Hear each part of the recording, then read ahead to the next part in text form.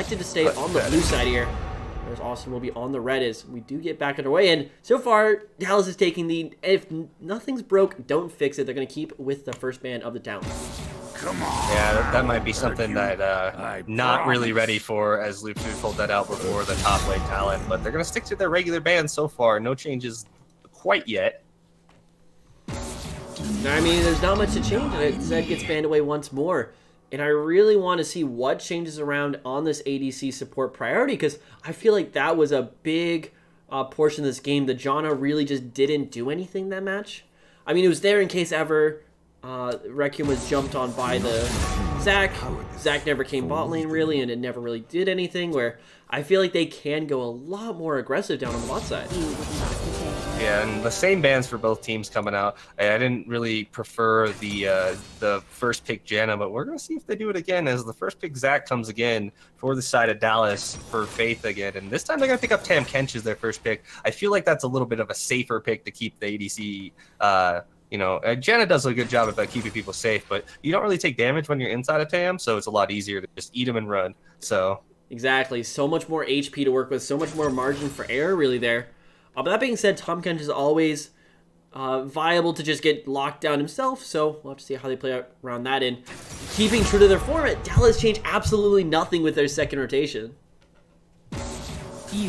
Yeah, and then this time Karma comes out. That could, again, this kind of looks like a funky draft now, because Karma can do both, go mid or bot lane as a support, and Tam can technically still play top, and that might be a weird thing that Loopsters might pull out here, but a little bit of a game plan change for Austin, as they do get rid of the Morgana this time, which Keen was very proficient on those bindings, got quite a few kills, and that even was another thing about the Janna, was got caught out a couple times and just gave over free kills to the Caitlyn. I mean, if there's one top laner I can trust to, at this point in the tournament, to take that Karma over on the top, not the Karma, take the Tahm Kench over on the top side, it would be Loopsters. He loves to really push the bounds of the meta, find new champions to play in, start putting out his pressure all over the map, but they will be banning out even more playmaking options for Keen, so curious to see what he goes on, because another playmaker is always good for this Dallas side. They love to make sure the plays are going for him. Yeah, and it'll be interesting to see who they decide to pick up here. They banned an Alistar and a Morgana. The Morgana makes sense because of Keen playing it last game, but the Alistar, maybe they're just worried about him being able to engage and interrupt things a lot, but we'll see how it goes. As Xayah. So the Requiem loves going on to Kog'Maw and stuff, but you do have to keep in mind we are on that 8.6 patch. Rageblade has been massively nerfed for these early game champions, like on the Varus, on the Kog'Maw. And I mean, it's not unviable, but it certainly does hurt a lot of these guys' early spike, especially against, like, the Caitlyn. Yeah, and it's going to be interesting to see, because eventually, again, Kog'Maw has a little bit of a range disadvantage as well against the Caitlyn. So we'll see if the Johns is going to be able to put that hurt on the Requiem again like he did last game, or if they're going to, again, like we mentioned, Austin trying to pick for the bot lane. If this is a Tahm Kench Kog'Maw bot lane, it's fairly safe, but it gives your carry one of their comfort picks, as we've mentioned. Even though he might be nerfed from that original first pick, this is something I was actually thinking about coming out. And here comes the Caitlyn Janna bot lane, and that's going to be a very sad day for, I feel like, this bot lane of Austin, because they're going to get punished pretty hard here if that Tam is in the bot lane. Oh yeah, last time we saw the Janna going for the coin with the Emax. This time, I guarantee you it is going to be different. Give him that W poke. Just make that Tahm Kench regret ever picking that champion. As long as it does go to the bot lane, of course, you can see some changes. And once again, Loopsters will be making his way onto the Singe in the same exact matchup. So far, only thing that's really changed for Dallas is Janna in for Morgana. Yeah, they put the Janna in instead of the Morgana because Morgana was banned, and then Austin going with Karma in mid lane this time against the Azir, and Kog'Maw as the ADC with a Tam trying to help keep them safe. This is looking like a Juggernaut comp though. Like this isn't Kog'Maw we trust. If this game goes like anywhere towards late, they're gonna be hurting for damage the side of UT Austin here. Well, that is certainly on the table, and like the Karma, I do like it a lot more than something like the Cassin because it doesn't just lose the lane outright. It does have so much damage come forward from level 1 with the with the mantra available right off the bat, but you are spot on in the Kog'Maw Juggernaut comp, but right now I'm kind of questioning how viable of a strategy is this, and I know this really does go deep into what Austin is very comfortable playing, but I mean, is it going to work now? It's 8.6, so many things have changed. Yeah, that's a big question mark right now, is if this Juggernaut comp will work. And it's really going to come down to, again, I feel like Illuminator is going to have to make a much bigger impact this game. Maybe not, like, again, I still criticize him a bit for the invades on the Sejuani. They did kind of work out, but this game, he's got to make sure that this Kog'Maw stays safe and that no ganks from Faith come down there, because if he gets behind early, this is going to be a really deep hole to get out of, just because they don't have any other really, really reliable damage that can help carry them through the mid game if Kog'Maw were to get behind. Karma does all right early on and does good wave clear, but she falls off pretty quickly, and she really needs somebody else there to help put out the deep. So either they're going to have to play safe, or they're going to have to think of some interesting ways to try and find these picks. And again, I feel like it's all in Illuminator's hands on what UT Austin should do for the second game. I mean, the nice thing about the Karma, especially in the mid game, is that he's not against that many tanks. The only real traditional tank would be the Zac in the jungle, in which case, yeah, Railgun is going to have so much issue dealing with that guy if he gets some tank items.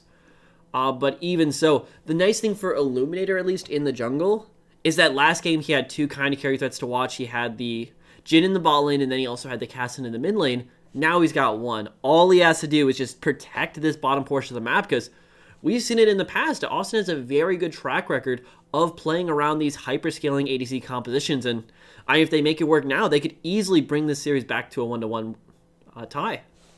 Yeah, definitely. That's the other side of the coin here, that if any mistakes are made from UT Dallas and this Kog'Maw gets ahead early, the exact opposite snowball happens, where Kog'Maw starts rolling over Caitlyn early and doing tons of damage, and then it's really, really hard to answer a Kog'Maw that has earlier items and earlier damage than your own ADC, just because he just puts out so much damage by himself. But again, we're going to have to see how that works out. The side of Dallas didn't make too many mistakes in the laning phase, I felt like. So that if they're not going to make those mistakes, it might turn into a farm fest a little bit. And then again, it becomes a little bit worrisome, because how Dallas played last time, they came out ahead in almost every single lane except for the top lane, like, with the Camille Singe matchup. So it's going to be interesting to see what each team wants to do here, as obviously Faith always constantly looking for those kills all over the map.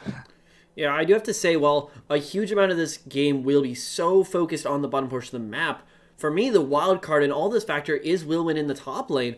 I mean, Camille, when you're looking at a hyper carry composition, you do have the ability just to lock down the Kog'Maw directly where you want him, give room for Zac, Azir, Caitlyn just to all pile onto him. So maybe if the game, God forbid, for the side of Dallas, goes to that later game, they might have some way to answer that back, but even then it really becomes this peel war versus engage war, who's able to keep their carries alive longer, and certainly a lot of upside on each side of the map. But I do have to say, Dallas would be about 10 times happier playing through this early game than trying to fight the Kog'Maw on the late. Yeah, definitely. And I feel like with the tools they showed us in the first game and their rotations, they should have a pretty good chance to get another win here. It's really up to Austin to make these changes that they've made, or to use them and make them work, as we get a pause as we get into this first game. The classic CSL pause. Gotta get one in every time at least. Gives a little bit of time to reflect, as this has been quite a crazy playoff so far. A lot of interesting matches going over. We've been covering a lot of the North region as of late, a lot of the South as well, as I believe we've covered every North and every South semifinal match. We are getting back into the game for match number 2. UT Dallas holding that 1-0 lead right now in the series, and definitely looking to move this one over to match point. Yeah, one thing that I've noticed that kind of stands out to me right now is the decision to go that is Unseen Spellbook on 50 Shades of Kappa. Kind of Tam can kind of go back and forth on what he decides to go for, if he goes for the Guardian or something like that. But this means he might be looking for some more of those plays to try and, appear other places. You can switch up the teleport or get Ignite or something like that. And that might be another key for UT Austin trying to make plays. They do have the double teleport again. And now that they have the Unseated Spellbook, they have the possibility to TP 3 people into a fight. So that could be an interesting mechanic that we can see kind of pop up in mid-game, and if they decide to use it. That is very true. You have so much flexibility when you pick that up.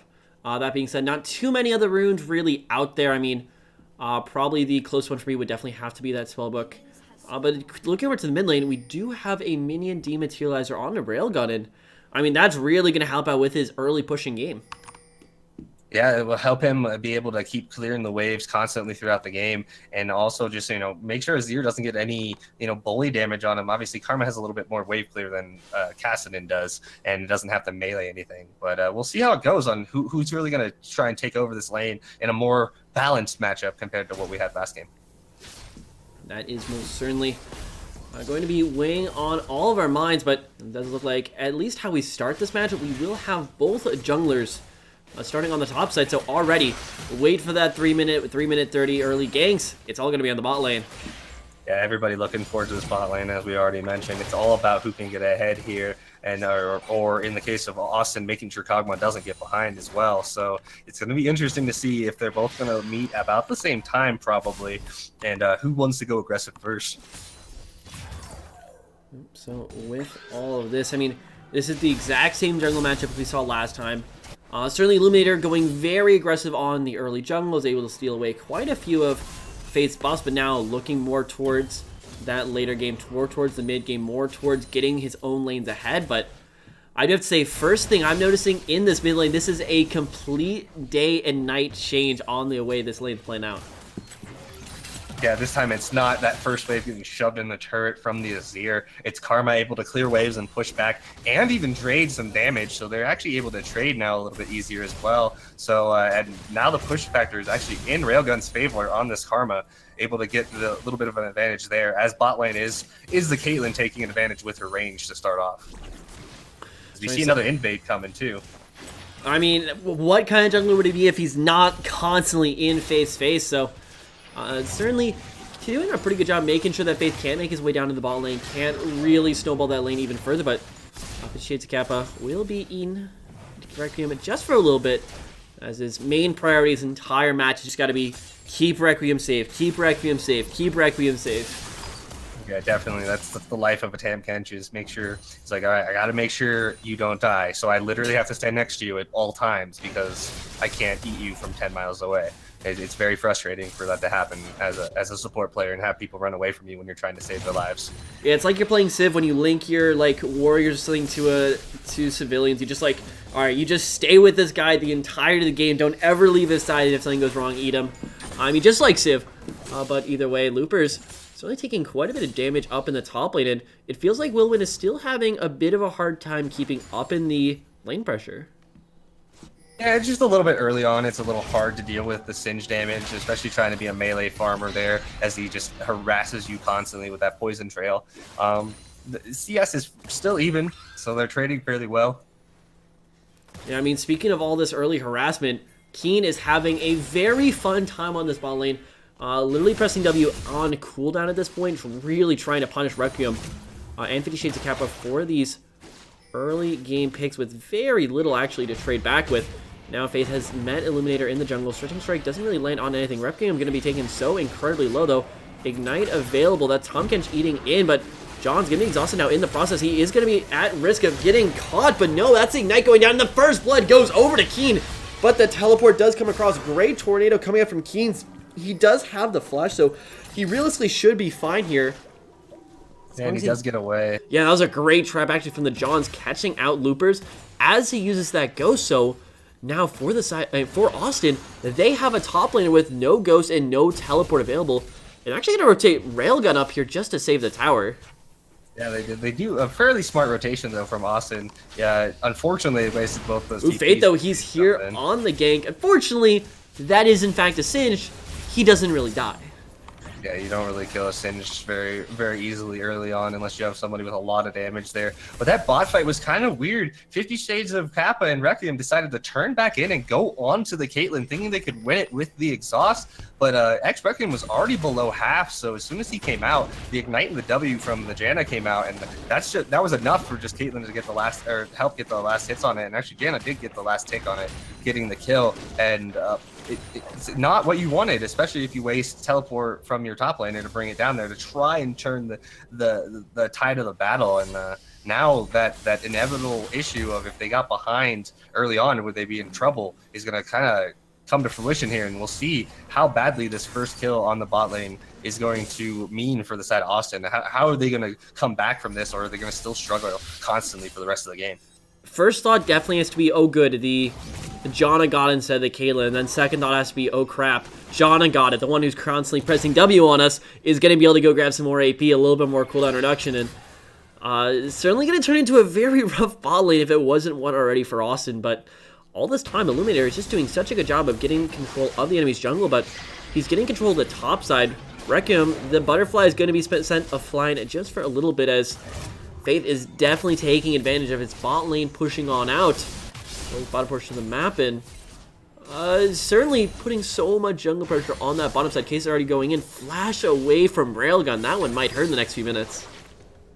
Yeah, he had the flash away there because there was Wilwin sitting on the sides there, probably ready to go in. Showed up on that pink ward. Playing Secret Agent, man. Now looking to get back and Illuminator for so much vision control, but now in the mid lane, that's no flash available. Railgun still in that Hextech ultimatum. Shurima shuffle back, but he can't leave the ultimatum at all. That means another kill going down for Dallas, and this is just spreading that gold lead all across the map, and this is not what you want for Austin right now. Definitely not how they wanted this game to start. Now a bunch of damage goes on to 50 Shades of Kappa as he has the Eat Requiem there. Kind of all lanes not doing very well now. I mean, Looper suffered quite a bit from having using his teleport early, and it gave Wilwin the ability to rotate down, and they make a really clean, relatively easy gank onto Railgun in the mid lane, and he had already used his flash, so there was just no hope there.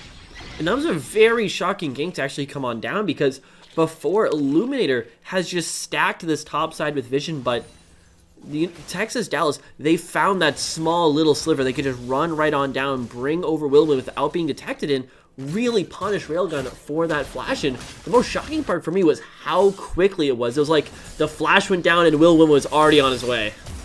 It was like the meme where it's like, honey, babe, come over, mom's not home, or babe, come over, flash down, and just immediately run it onto mid. Mid has flash down. It's a babe, come over. Mid flashes down. I'm on my way. Exactly, right there. Gotta get some of that karma action. Yeah, definitely. It worked out well, and I mean, again, the out rotation. He's not really behind in farm. Here's a Tom Kench gank onto the bot lane.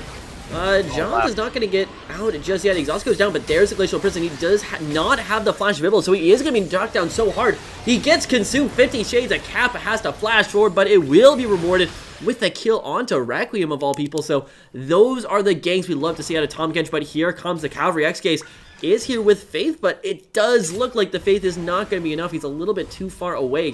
Elastic Slingshot doesn't go that far, but Faith going to be at least able to trade a little bit of vision out in the end for this. Wits End first item completed on a Requiem. And a good play there from 50 Shades Kappa and Illuminator there, using the Tam Kench ult to make an aggressive play and catch out the Johns in lane. That was actually really well done. It looked like he might have been able to get out of there in time, but not having those summoners up from that last little brawl turns out in the favor for Austin. And again, it actually finds the kill onto Requiem, so he's actually able to come back into this game. And I believe, yeah, he actually has the gold lead over the Caitlyn now, not by much. But it's a good thing to finally have something back as a Kog'Maw and not just be behind. He also has a bit of a microspike, completed the Wits End before the Infinity Edge is completed for the Johns. Honestly, though, a one-item Caitlyn I take any day over the one-item Kog'Maw, and you really got to wonder what's the power discrepancy between the Rage Blade and the Wits End first items. Also, quick fun fact, we are past the 10-minute mark. We have not crashed out of the stream, so...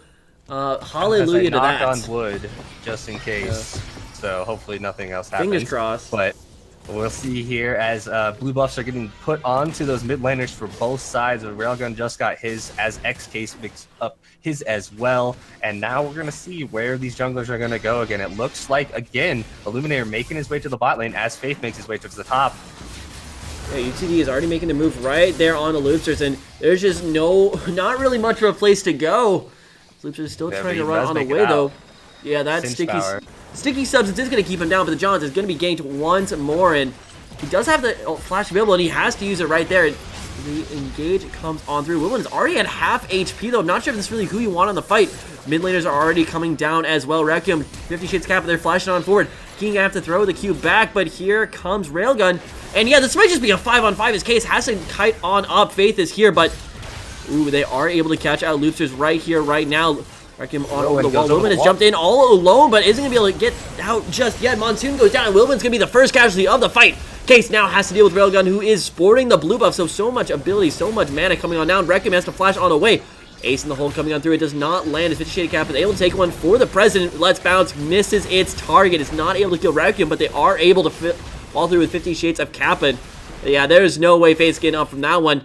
Now Karma is going to be running down the remainder of this Texas-Dallas squad. And they're trying to push on forward, but that is going to be about it for the Texas team, as they are eventually able to trade 1-for-1, but it's not really the fight you want to take. Yeah, kind of a wonky fight from both teams.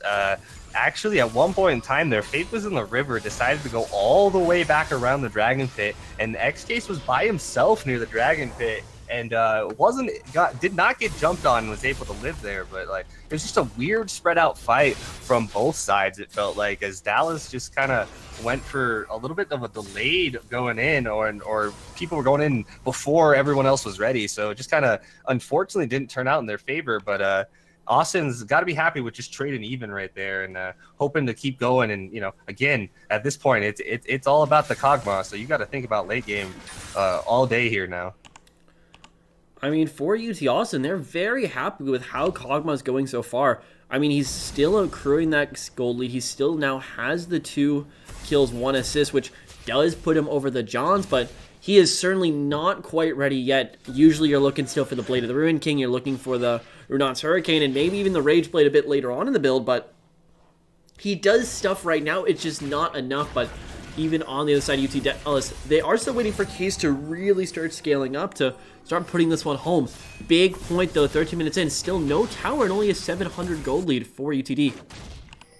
Yeah, they're obviously making the farm fest a little bit better for themselves. The kills are about even. They got that early first blood though as well. So the gold lead there is all just from farm and jungle so far. No neutral objectives or towers taken yet. So like you said, not too bad for the side of UT Austin here. I mean, you don't have any towers down yet. You can still scale as long as you're not losing buildings. You have plenty of time to scale on a Kog'Maw. Yeah, Faith is down here on the bottom side, but so is Illuminator. And you might see yet another Texas brawl going on down. Mid laners are already coming down too. No teleports from the top laner, so this would be a 4 versus 4 fight if it does happen. But it does look like at least the junglers are going to start to turn tail. It doesn't really feel like anyone's willing to fight over this Windrake this early on into the game, even though this is the new and improved Windrake with about 50% less calories and 20% more movement speed in fights. But we're now trying to get a little bit aggressive on the top side, but I mean, this is just what we've been seeing all day long. Like, it's a cinch. What are you really going to do? Yeah, even when they made that play top and Faith was there and they almost took him out, it really wasn't. It was close, but it wasn't that close because he was able to just run away and no problem there. So, again, both sides kind of playing more passive now. And Dallas, even though they have that slight gold lead, they're not ready to, like, really push anything too hard quite yet, it seems like, after that little wonky fight in the bot lane not too long ago.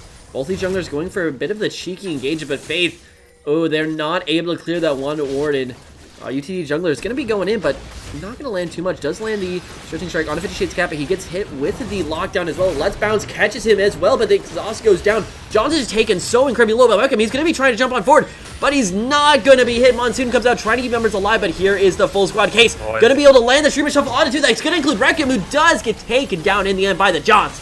UT Austin going to be losing their ADC, and one more falls. Ace in the hole finds its mark. And Key now trying to poke off on the backside is that is a 3-for-1 fight going on in favor for UT Dallas. Yeah, and they're not getting the kills on maybe who they wanted to, but there is a 4-0-1 Janna in this game, and she has a red buff. The real carry. You need to fear her because everyone knows that Janna is the real carry and will crush you. So, and that is what Heen has been doing, it seems like. In the first game, landing all the bindings, and now in this game, making sure the Ignite gets landed on the right people to make sure that they die as they're running away. That was 50 Shades of Kappa dying to that Ignite there. It's an interesting play. It seems kind of odd to go on to the Tam Kench. But sometimes you just got to, because if you go onto the Kog'Maw, Tam's just going to eat him and they'll get away. So they do end up getting the kill, and they do end up getting a couple kills there, actually, with only losing Faith on the Zac. But again, Dallas finally makes a play and then moves that gold lead more in their favor quite a bit, actually, as they actually did take that first turret in the bot lane as well. So sitting pretty for UT Dallas. And in case there was any doubt, yes, you are listening to a cast casted by 2 support mains. So yes, Johnny is of course the best character in League of Legends, the true carry of this match, but even so, certainly a really good play there at the end from Case to make sure they're able to lock down Requiem. Sure, he does find at least 1 kill in that fight, but every time you just gotta find this carry on the backside. And interesting development with his build, he will be going Rageblade next. He hasn't truly built any additional AD to help out this item though. Yeah, it's going to be interesting to see how that works with the new, how the item scales now off of your actual AD damage instead of giving you a little bit different. So he has actually, you're right, he has no real AD built on anything. It's just straight attack speed on this Kog'Maw so far. So again, UT Austin, they're going to have to sit here. I think they're going to have to wait for 3 items if they really want to start taking these fights, as things have not been going their way in most of them so far. Yeah, but even so, 1 tower still falling in favor for the UT Dallas squad, and they're sitting pretty right now. No Infinity Edge completed just yet, as Johns is still finishing up that Static Shiv. Well, let's finish Static Shiv and now working to finish up the Infinity Edge, but I mean, you got to start turning on the Afterburners here sometime soon, because Railgun is starting to hit that point where he is falling off, only has the Athenes and Holy Grail truly in the kit, and Requiem is going to be hitting this massive power trough without a Bork, without any true AD at all to back up a Rageblade. So it is going to really come down to who's willing to pull this trigger first, and big moves coming out of UT Dallas up towards the top side of the map, and Austin, they're going to be sent packing. And another thing I want to point out here too is normally we talk about the huge gold leads between ADCs or mid lanes or something like that. There's a huge gold lead between a difference between Janna and Tam Kench. There is 1.4k gold more on Janna than there is Tam, and that is value. And people say that sounds stupid and that's ridiculous, but this Janna is actually about to finish her Ardent Sensor. Ardent Sensor, and if you've ever played against a Caitlyn with a Janna that has an Ardent Sensor, you should understand that that's not normally a good thing, because she's gonna hit like a truck, and it's gonna make this Kog'Maw's life a living hell, I feel like. And remember who the mid laner is too. That is in Azir. He will very gladly take that extra attack speed too, and I mean, a well-placed Monsoon in the middle of a fight, and all of a sudden the hyper carries coming out for UT Dallas just go into maximum overdrive. John's going to be the only member here, but that's going to be a 3-man directly onto Johns. He's going to have to try to take out Requiem before the rest of the team does arrive. He is kiting back on away, but here comes the additional assistance, and yeah, Johns is just completely wiped out with absolutely no assistance. Yeah, unfortunately he was there by himself, and they didn't make the play across the map again. A good dodge from X-Case there. Yeah, just completely goes wide. Faith now catching a Railgun in the jungle, could be using the Stretching Strike. Does pull the car back over the wall. It's not quite enough. Owen now going for the engage, but remember, they have no AD carry. They have no the Johns, but of course, they got the John. Keen's going to be able to kite back to the other side, but that is such an awkward position. Willman now stuck in the middle of the fight. Requiem is going to take him out with absolutely no problem whatsoever. And without X-Case in that fight, without the Johns, there's just not much they can do. Keen, unfortunately, not fed enough to truly solo carry on the John just yet in this game.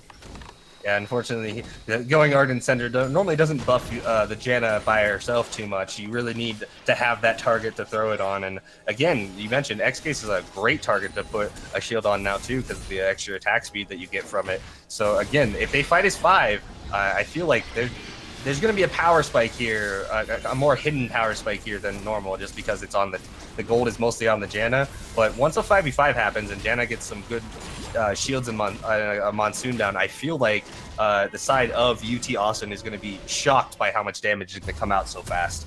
Yeah, unfortunately for Dallas, though, they did engage in a 1v3, so not quite the numbers they're looking for. The John got absolutely smashed by some really clever and some good movement coming out from Tahm Kench from 50 Shades of Kappa, and that's honestly what you love to see with this TK.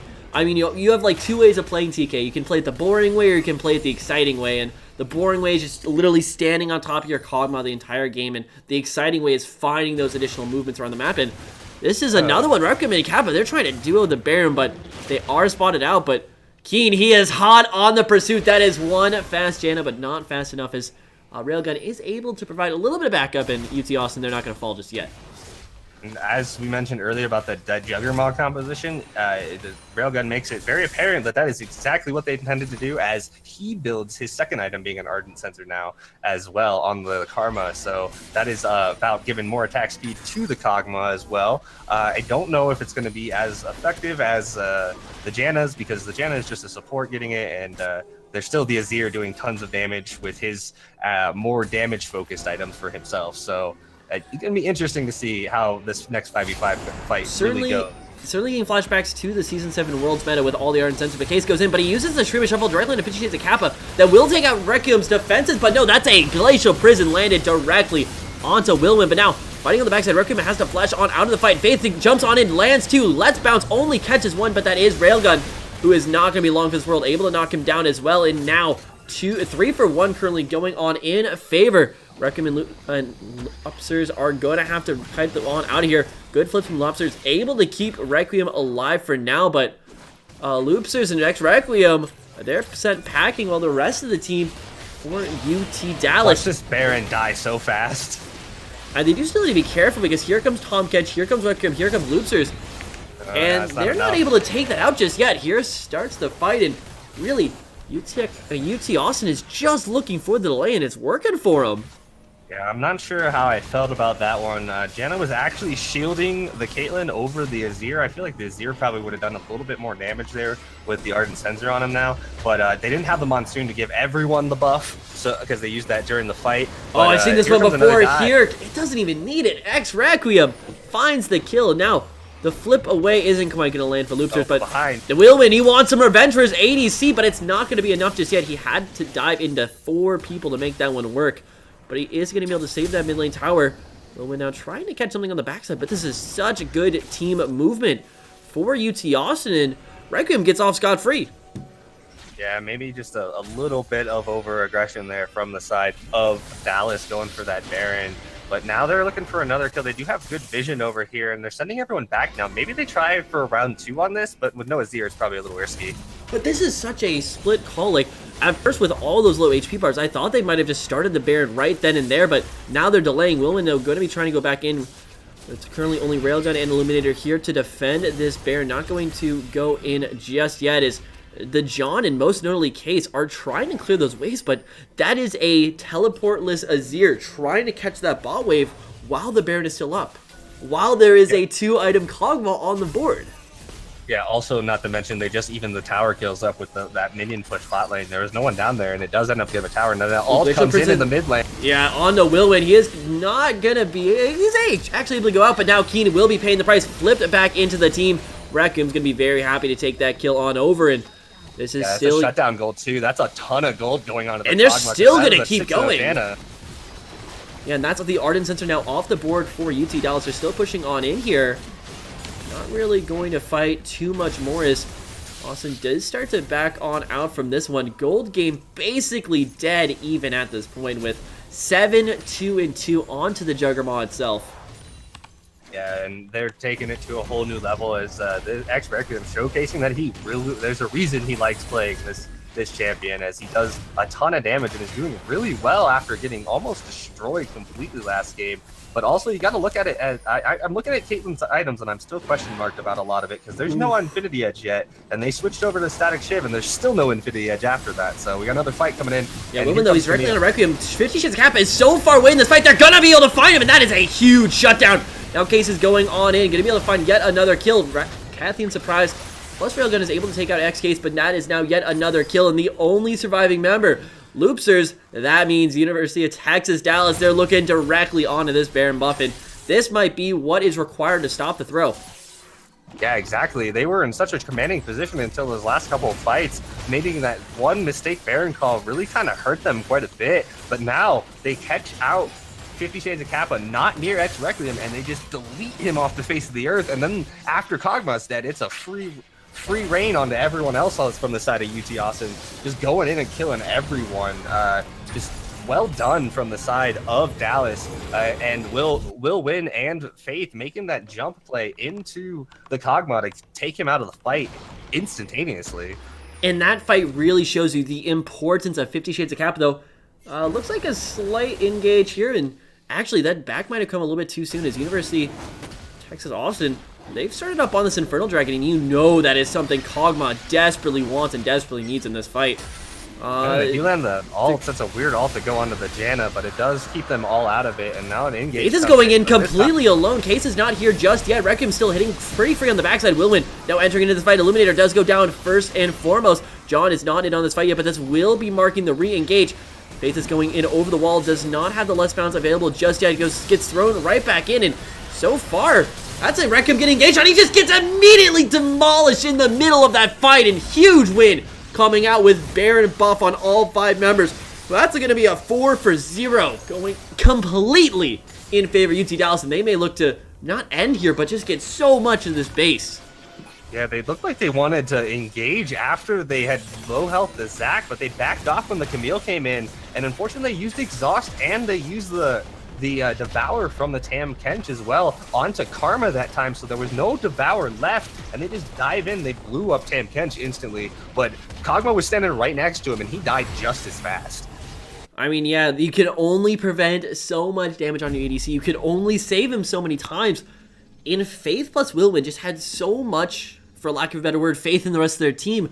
They put their bodies on the line. They just flew so far past everyone else, knowing that everyone else was going to be able to come and back them up. The Johns, X-Case, doing a phenomenal job in that fight as well, and really turning it on when it matters. And most importantly, Keen still leading this game in KDA with the 7-1 and 7 scoreline. Picked up to the Shirelia's review, and is going to be a huge threat continuing to go on here. But now Baron still on the University of Texas Dallas. They're certainly going to be looking for at least an inhibitor on this push.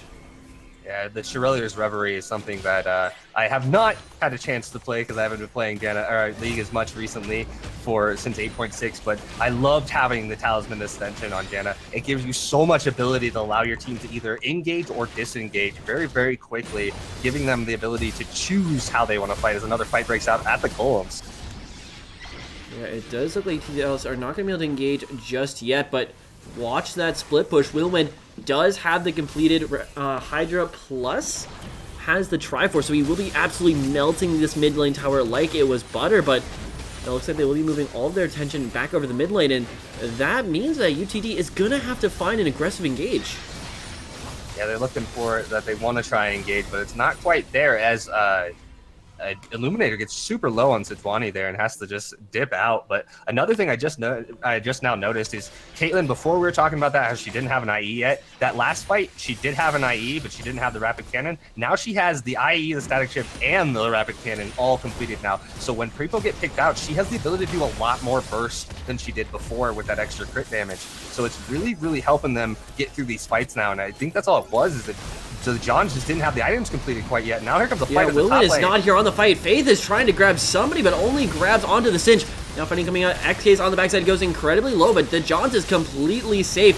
Trying to use that extra range, extra crit chance going on in, but Willman now is going in completely 1 versus 5. Railgun is potentially going to be going down, but that's going to be the Zonias coming out from Willman, trying to stay alive as long as possible, and it's only going to be the towers. 1 kill goes back on over.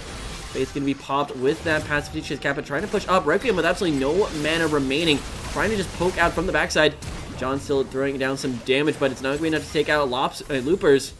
And overall, that's a very, very finicky tower taken. But in the end, it is a tower for University of Texas Dallas, and they do have to pay for it with their top laner.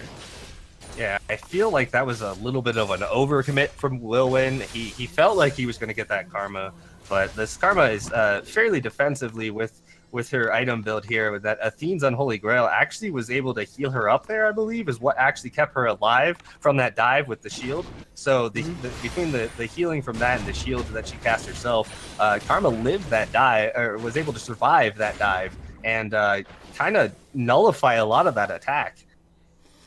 Yeah, and Requiem, literally all that they need to do is just keep Requiem alive because he is now on 3 items. He has Blade of the Ruin King, he has Rage Blade, he has Wit's End, and you gotta be thinking there's probably gonna be a Renault's Hurricane in here as well, and this guy only gets exponentially more damage?